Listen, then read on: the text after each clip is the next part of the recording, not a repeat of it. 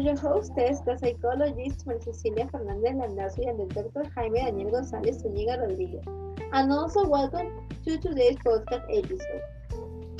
In today's discussion, we will be diving into an important topic that affected women's health worldwide, cervical cancer screening test.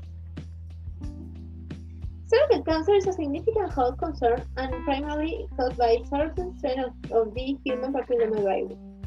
Cervical cancer screening plays a crucial role in detecting abnormal changes in the cells of the cervix, allowing for early intervention and treatment.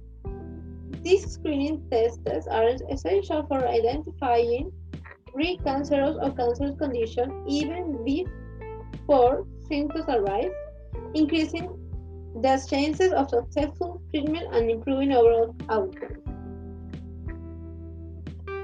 What is cervical cancer screening? Screening tests look for cancer cells in the cervix. The cervix is the bottom part of the uterus, where it meets the vagina. Screening tests also look for cells that could turn into cancer, called precancer. They can find cervical cancer and precancer in the early stages when it can be treated or even cured. What tests are used to screen for cervical cancer? There are a few different ways to screen. Pap test is sometimes called pap smear. It involves taking cells from the surface of the cervix and sending them to a lab. Then an expert will check the cells under a microscope. HPV test stands for human papilloma virus. Some types of this virus can cause cervical cancer, and HPV test involves testing cells from cervix for certain types of HPV. Also, we have the combination test. This means doing a PAP and HPV test at the same time. What happens during a PAP or HPV test? For both types of tests, your doctor will take cells from the surface of your cervix. To do this, they will gently insert a device called a speculum into your vagina. The device helps to push apart the walls of your vagina so that the doctor can see the cervix. Then, they will use a small tool to lightly scrub cells from the surface of your cervix. The tool looks like a small spatula or brush.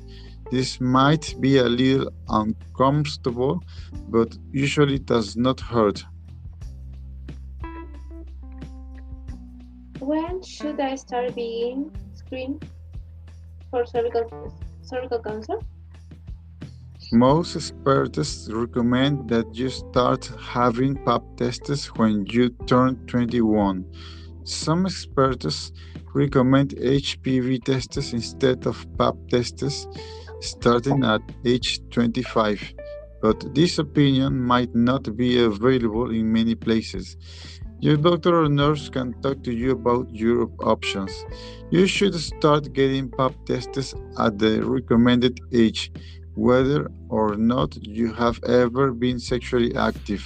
Also, you do not need to start cervical cancer screening before age 21, even if you became sexually active at a younger age. What should I do to prepare for a PAP or HPV test? You do not need to do anything special to prepare. People sometimes hear that they should not have sex or put anything in their vagina for 2 days before the pap test. But this is not necessary. Pap tests work fine even if you have had sex recently. Your doctor might recommend scheduling your test for when you do not expect to have your period. But don't worry if you have your period on the date of the test. Screening can usually still be done even if you are bleeding. Your doctor can talk with you and let you know what to do. How often should I I be screening for cervical cancer. That depends on how old you are and the results of your past tests. If you are aged 21 to 29, you should have a pap test every 3 years, or if your doctor recommends HPV testing instead, you should have a test every 5 years beginning at age 25. If you are age 30 or older, you can have a pap test every 3 years. The other options are having an HPV test every 5 years or a combination pap and HPV test every 5 years. If you are age 65 or older, you can stop having pap tests if you had pap tests done regularly until you turn 65.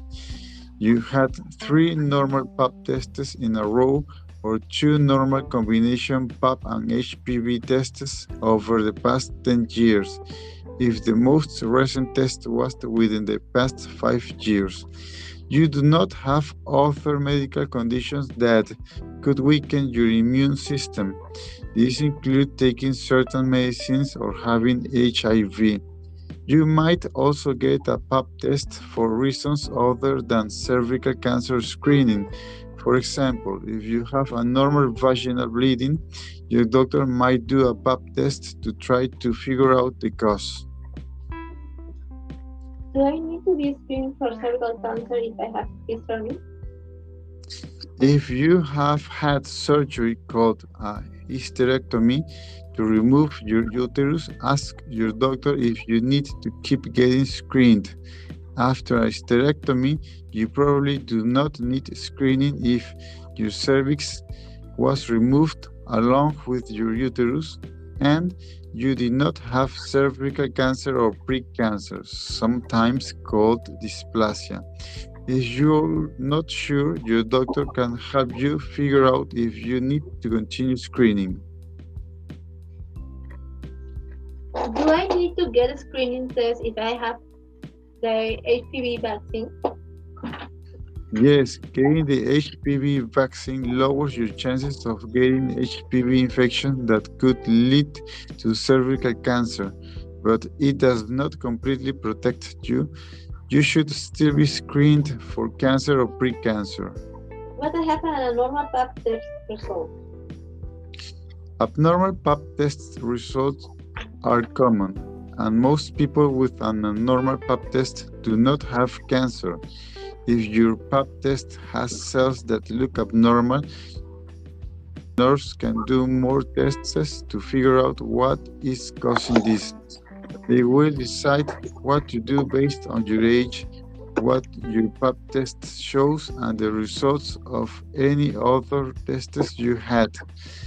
Follow-up tests might include an HPV test.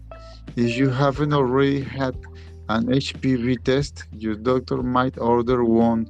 They might be able to do this on the cells already taken during your pap test. Another pap test in 12 months. Sometimes, if you wait a year and have another pap test, you could find that the abnormal cells are back to normal. You might also have an HPV test at the same time, a colposcopy. For this test, the doctor or nurse will use a speculum to look at your cervix, just like during a pap test, but they will look more closely using a device that looks like a microscope. It allows the doctor or nurse to see the cervix in more detail. During this test, the doctor or nurse might also take tiny samples of tissue from the cervix. This is called biopsy. The tissue samples are checked in a lab. If you do have cervical cancer or precancer, there are effective treatments available. If your condition was found early, there is a good chance that you can be cured. What if my HPV test comes back positive? Most people who have sex will be exposed to HPV at some point. And having HPV does not mean that you will definitely get cancer. For most people, HPV infection goes away on its own, but for some people, it does not. Long lasting HPV infection increases your risk of cancer over time. If your HPV test comes back positive, your doctor or nurse will talk to you about what to do. This will partly depend on whether your pap test results were abnormal. If your HPV test is positive but your pap test is normal, you might need to repeat in 1 year so your doctor can see if anything has changed. It has been a very interesting topic, and we hope we have been able to motivate you to seek more information, either through your nearest healthcare provider or through books. Your hostess, the psychologist Maria Cecilia Fernandez Landazuri, and the doctor Jaime Daniel González Zúñiga Rodríguez. Say thank you for your time, and we'll see you in the next episode.